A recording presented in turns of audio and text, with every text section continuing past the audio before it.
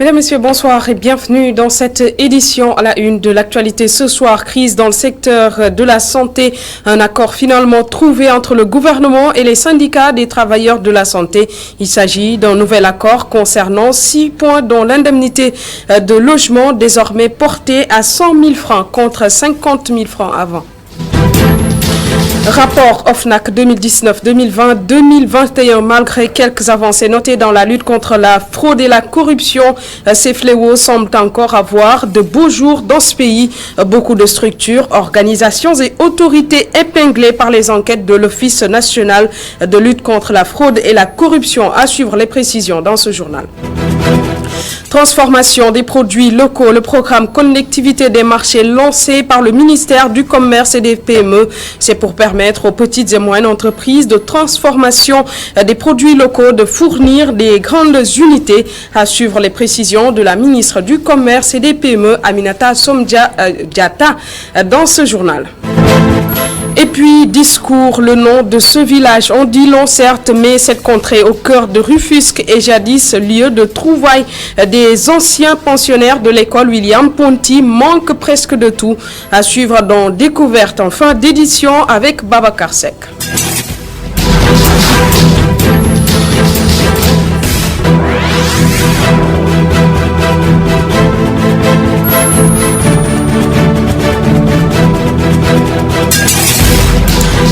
Bienvenue à tous. D'abord, cette actualité de dernière minute, dépôt des dossiers des partis et coalitions pour les législatives. La liste départementale de Yewwi Askan Wi a été invalidée et pourrait être forclose à la direction générale des élections pour le dépôt des dossiers de la coalition. Barthélémy Dias a piqué tout à l'heure une grosse colère, criant à qui veut l'entendre que sa liste ne sera pas invalidée. Barthélémy Dias qui fera d'ailleurs d'un moment à l'autre une déclaration à la mairie de Dakar, et l'un de nos reporters est d'ailleurs sur place, Boubacar Dieng, en direct de la mairie de la ville de Dakar après avoir quitté bien sûr la direction générale des élections. Boubacar Dieng, bonsoir. Bonsoir Awa Diop. Alors, qu'est-ce qu'on peut retenir de cette situation en attendant bien sûr la déclaration de Barthélémy Dias? Oui, effectivement, comme vous l'avez si bien dit, donc Barthélémy Dias était à la direction générale des élections cet après-midi vers les coups de 17h passées de 30 minutes. Donc, il voulait entrer, mais l'entrée lui a été interdite. Du coup, bon, il a piqué une crise, comme vous l'avez dit, mais par la suite, nous sommes actuellement à la mairie pour attendre sa déclaration qui ne va pas tarder parce que il y a son chargé de communication qui nous a dit qu'il serait là dans une dizaine de minutes. Il y a toute la presse locale qui est là à attendre que le maire de Dakar sorte pour faire sa déclaration conformément à ce qu'il nous avait promis, parce qu'il vient de la direction générale des élections où les choses étaient un peu chaudes parce qu'ils ont dit qu'ils voulaient remplacer des personnes qui sont retirées de la coalition Askan Wi, à savoir Madiop Diop qui est le maire de Grand Yoff, raison pour laquelle ils étaient là-bas mais ils n'ont pas pu entrer. Seul Déthié Fall a pu entrer et à sa sortie, Barthélémy Dias a fait une déclaration et il a dit qu'il serait déplorable que la coalition Yewwi Askan Wi ne participe pas aux élections législatives au niveau départemental, c'est-à-dire ici à Dakar, et qu'ils ne l'accepteront pas, mais aussi qu'il appelle les populations dakaroises à sortir massivement pour lutter pour que la liste de Yewwi Askan Wi soit validée. Boubacar Dieng, donc en direct de la mairie de la ville de Dakar où est attendue une déclaration de Barthélémy Dias. Parlons de toute autre chose. Justice en plus bref, affaire Astou Sorna. 3 sages-femmes condamnées, les 3 autres relaxées. Le tribunal, lors du procès des 6 sages-femmes poursuivies pour non-assistance à personne en danger dans l'affaire Astou Sorna, enceinte de 9 mois et morte en couche à l'hôpital régional de Louga, a déclaré coupable les 3 sages-femmes de l'équipe du soir avant de les condamner à 6 mois avec sursis. Les 3 autres ont été relaxés purement et simplement. Toujours dans l'actualité du secteur de la santé, le gouvernement a obtenu hier un accord avec les syndicats de la santé. À noter que le secteur est en crise depuis la mort en couche d'Astou Sorna à Louga. 6 points de revendication sont concernés par ce nouvel accord. Les précisions dans ce compte rendu d'Aïssa Toukane. L'accord est parfait entre le gouvernement et les syndicats du secteur public de la santé, mais dans un premier temps, sans le SAMES. Abdoulaye Daouda Diallo revient sur les 6 points du protocole d'accord. Nous avons réussi à paraffer un document, bien évidemment avec l'essentiel, donc j'allais dire même l'ensemble donc des syndicats, des organisations syndicales ici présentes, à l'exception du SAMES, le syndicat autonome des médecins, pharmaciens et chirurgiens dentistes du Sénégal, donc qui n'a pas participé à la fin de la rencontre, bien qu'ayant apprécié positivement ce qui est fait et ce qui a été proposé par le gouvernement. Cette structure a souhaité réserver sa signature le temps d'éclaircir un certain nombre de points. Nous avons discuté sur 6 points sur lesquels on a eu quand même des points d'amélioration.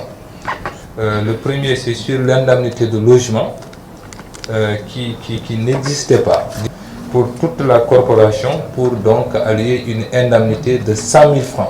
Mais pas que, les conditions de travail dans les hôpitaux et dispensaires ont été évoquées. Discuter globalement de l'environnement du travail et surtout des conditions de travail, donc du personnel du ministère de la Santé et de l'Action sociale. Nous avons donc discuté de la question relative à la dette de la CMI.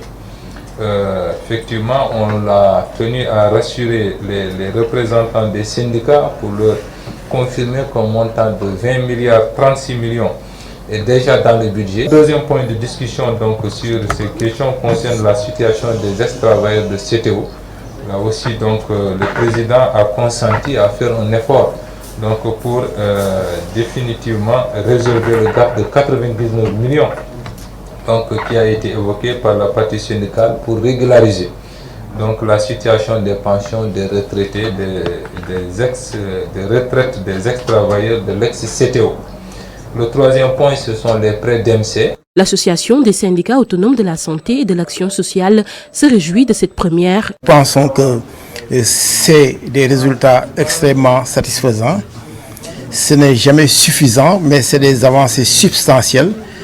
C'est, disons, des mesures inédites parce que nous avons eu droit fréquemment à de petites augmentations, mais des augmentations qui passent du simple au triple au quadruple, 4 fois ou 5 fois le SMIC.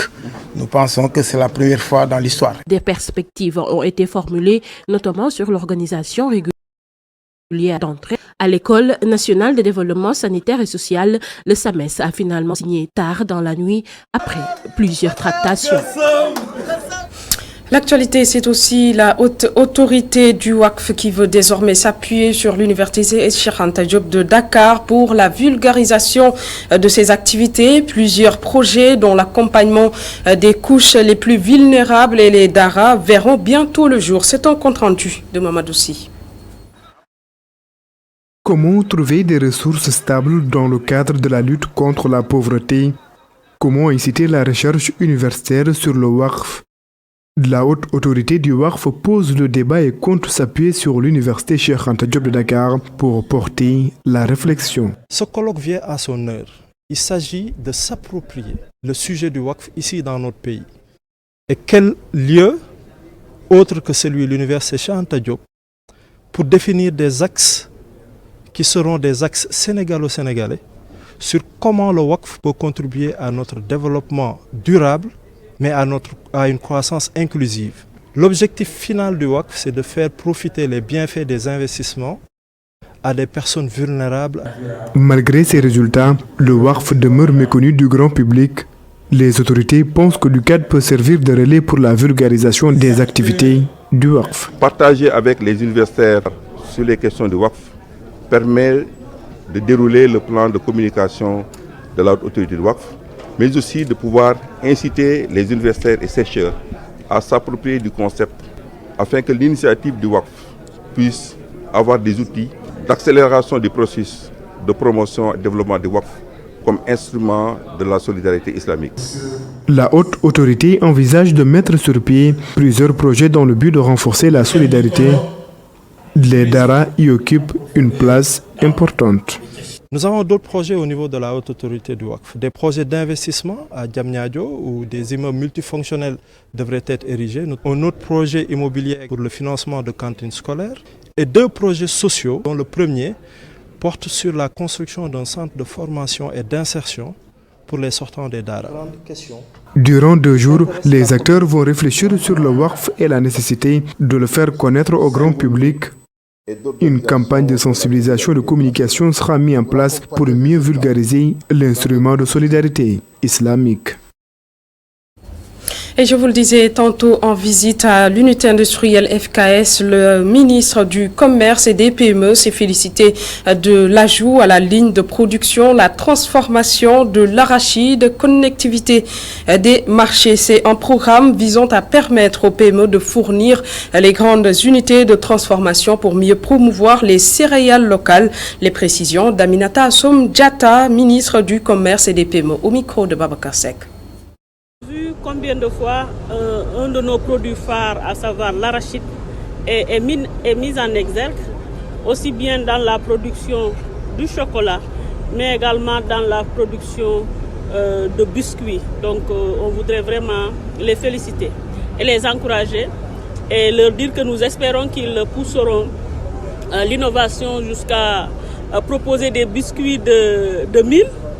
Voilà, parce que ce que nous souhaitons aujourd'hui plus que jamais, c'est que nos céréales, mais également les différents produits sénégalais soient vraiment proposés dans différents assortiments. En tant que ministre en charge des PME, nous avons aussi l'obligation d'accompagner les PME à devenir beaucoup plus performantes, d'élaborer des stratégies pouvant aider ces PME à être beaucoup plus performantes.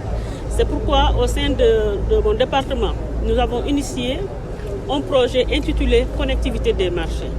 Et donc, si nous voulons valoriser nos produits, mais également développer une chaîne de valeur forte, il faut que les grandes entreprises puissent tirer vers le haut les petites entreprises pour aider à valoriser les petites entreprises, mais également les aider à être beaucoup plus performantes.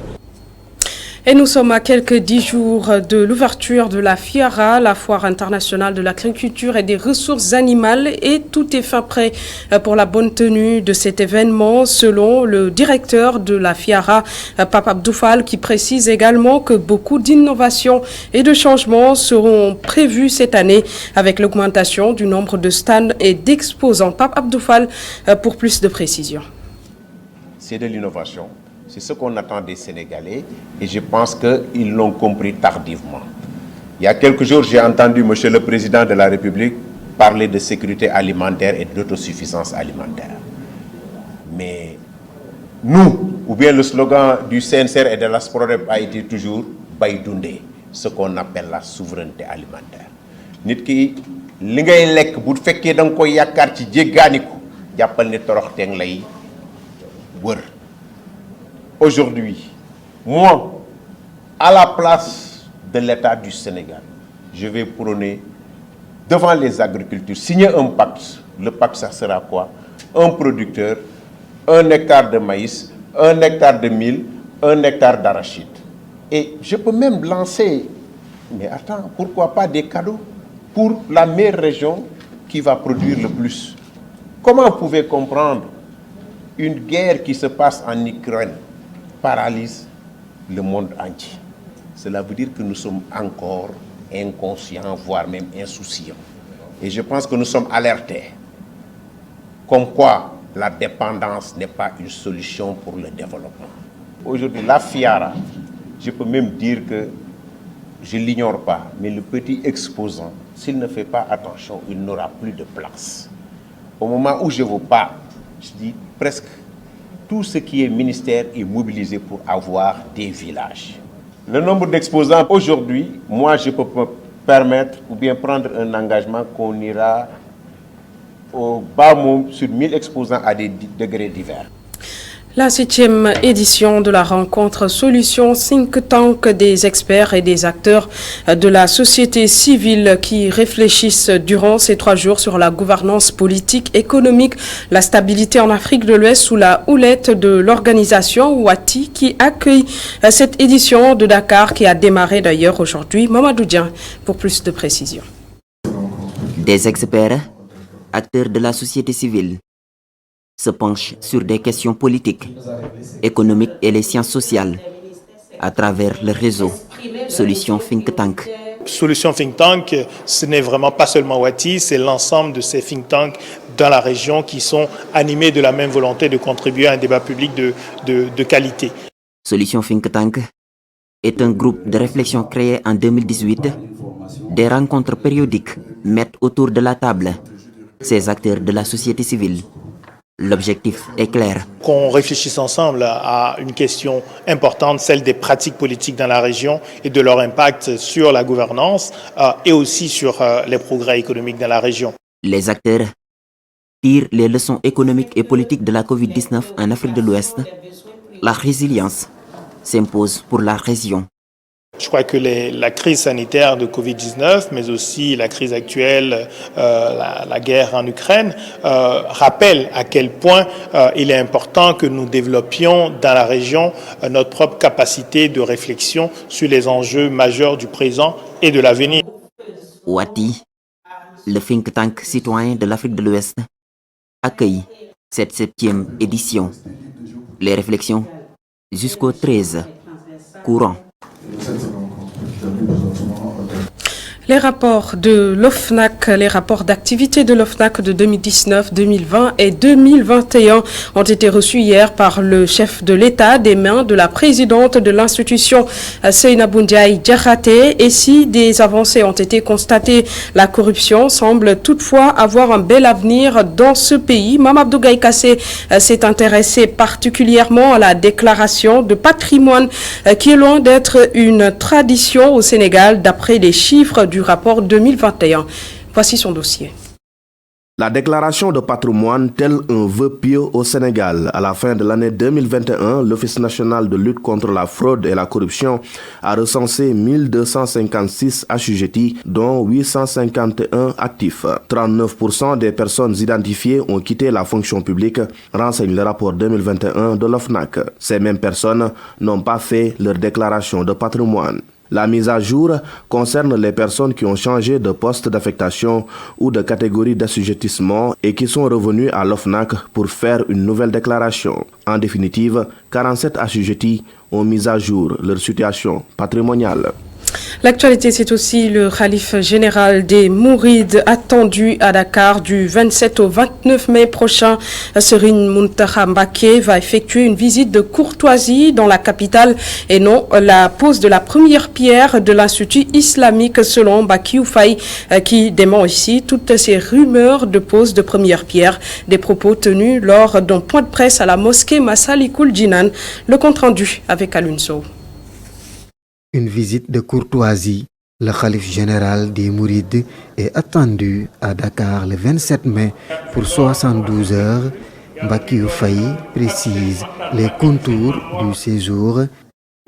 On a souvent dit ces derniers moments au niveau de certains réseaux sociaux et dans certaines publications qu'il procédera à la pose de la première pierre de l'Institut Cheikh Ahmadou Bamba. Ce qui n'est pas certainement conforme au programme, compte tenu des préparatifs qui sont liés à la pose prochaine de l'Institut que nous allons édifier ici. En 3 jours, Serigne Mountakha Mbacké sera en communion avec les disciples dans la capitale. Le khalife va effectuer la prière du vendredi à la mosquée Massalikul Jinan. Mais ce qui est certain, il arrivera le vendredi matin, il participera à la prière du Juma le vendredi, il restera toute la journée avec nous et ça sera l'occasion pour tous les talibés de Dakar et d'ailleurs de venir faire leur ziyara habituellement.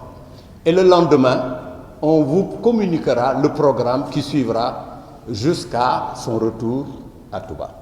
Représentant du khalife général des Mourides à Dakar invite tous ses co-disciples ainsi que toute la Oumma islamique à venir accueillir le khalife général des Mourides, Serigne Mountakha Mbacké.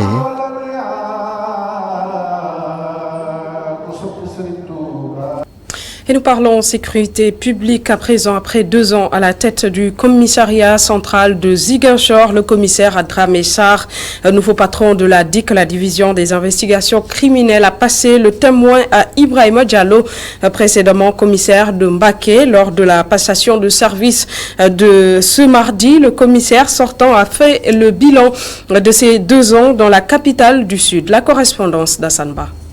Le commissaire Adramé Sarr quitte la capitale du Sud. Sous les honneurs, les témoignages sont unanimes sur le travail impeccable réalisé à Ziguinchor par le nouveau patron de la division des investigations criminelles, toujours sur le qui-vive avec ses hommes pour assurer la sécurité des populations. Adramé Sarr est revenu en chiffres sur les 2 ans à la tête du commissariat central. 995 personnes déférées depuis le 21 novembre 2019. 35% sont relatifs à des cas de drogue, 46% pour des cas d'atteinte aux biens, 11% pour des cas d'atteinte à l'intégrité physique, 4% pour des cas d'atteinte aux mœurs, avec 0,4 cas de viol et 4,6 diverses autres infractions. Le nouveau patron du commissariat central se dit conscient de la responsabilité qui lui est confiée et se dit ouvert à collaborer avec tout le monde. C'est une nouvelle responsabilité qui m'est confiée, j'en suis conscient. Je sais que ce n'est pas un privilège et que je compte l'assumer comme tel, bien entendu avec la collaboration de tout le personnel que je viens de lister. Car le travail de police, c'est un travail d'équipe. La DSP est une unité opérationnelle, tout comme le GMI. Et nous sommes appelés à travailler ensemble. Donc je compte sur la collaboration de tous. Au service technique, autorité administrative, judiciaire que j'ai tantôt listé, nous ferons preuve d'ouverture, de disponibilité pour la bonne marche du service public en général. Le directeur de la sécurité publique invite le nouveau commissaire à marcher sur les pas de son prédécesseur. Notre mission principale, c'est de sécuriser les populations. Donc dans une parfaite symbiose, dans une parfaite synergie, vous devez sécuriser les populations. Ces populations ont leur partition à jouer dans leur sécurisation. Donc, marchez sur les pas de votre prédécesseur et je ne doute à aucun moment, avec les qualités professionnelles et humaines qui vous caractérisent, que vous allez réussir votre mission. Le commissaire Ibrahima Diallo veut compter sur toute la population de Ziguinchor pour assurer une sécurité efficiente de la ville. À présent, cette actualité sur l'international Cisjordanie, une journaliste d'Al Jazeera tuée par balle. Elle s'appelle Shirin Abu Akleh et c'était l'une des plus connues de la chaîne arabe Al Jazeera. Ce matin, elle a été touchée par une balle dans la tête alors qu'elle couvrait des affrontements en Cisjordanie occupée. Malgré son casque et son gilet par balle avec l'inscription presse bien visible, elle a néanmoins reçu une balle à la tête. Un sniper israélien est pointé du doigt par des témoins. Mais dans un communiqué, Israël se défend et précise que l'accusation contre Israël est sans fondement et accuse en retour des Palestiniens armés d'avoir tué la journaliste. Les États-Unis et l'Union européenne ont appelé à une enquête transparente et indépendante pour clarifier au plus vite les circonstances du décès de Shirin Abu Akleh.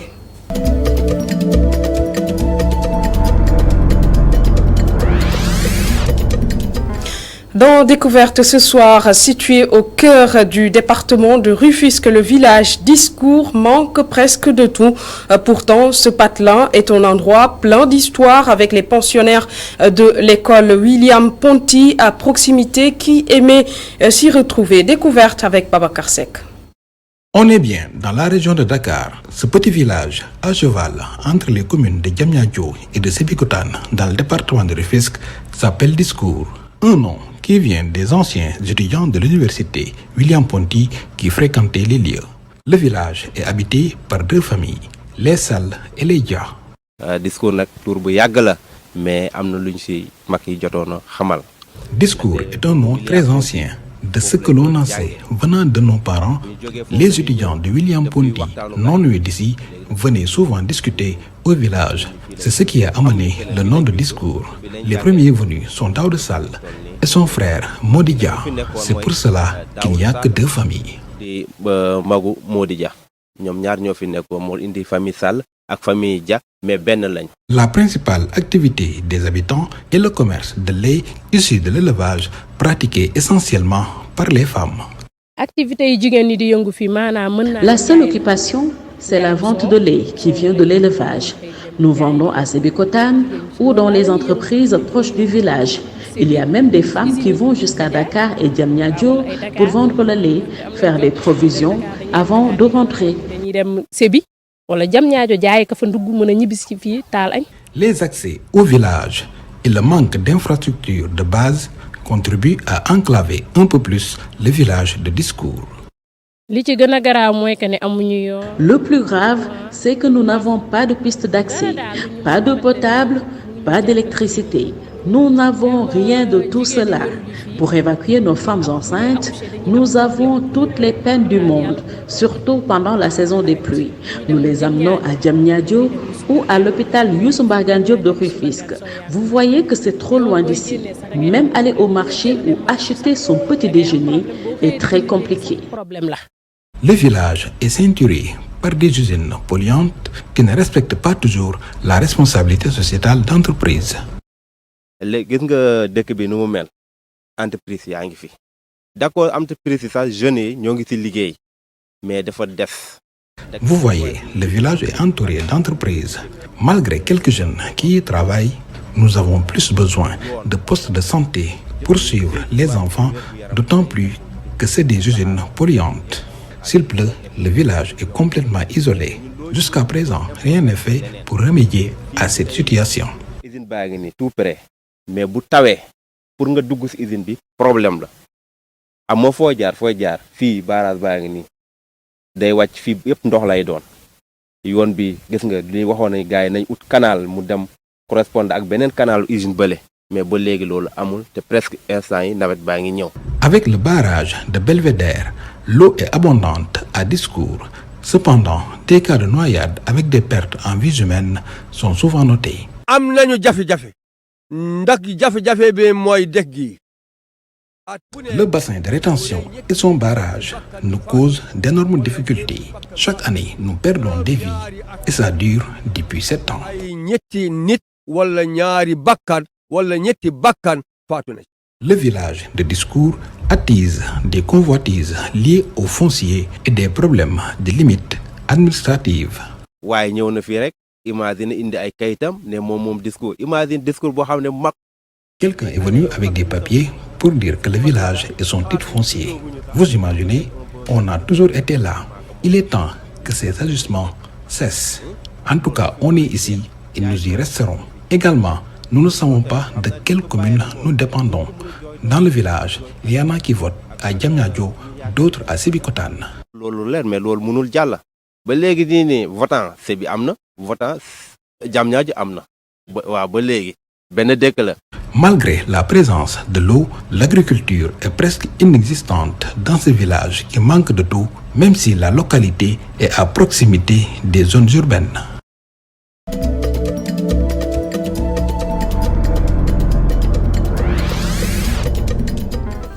Voilà, mesdames, messieurs, qui met un terme à cette édition. Merci de l'avoir suivi. Bonne soirée en compagnie des programmes d'ITV.